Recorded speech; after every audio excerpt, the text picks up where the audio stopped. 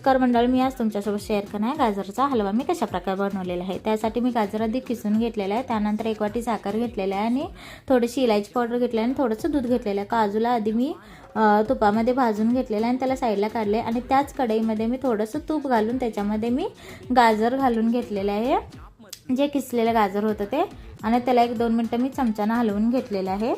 त्यानंतर तिकडं मी तोपण लावून मी 15 मिनिटं वाफवून घेतलं, तेव्हा त्याचा कलर पण चेंज झाला आणि थोडं शिजले। त्याच्यावर मी लगेच दूध घालून घेतलेलं आहे, शाई आलेली शाई पण घातलेली आहे, त्याच्यातच मस्त छान लागते। मिल्क पावडर जरी असलं तरी मिल्क पण पावडर घालू शकते।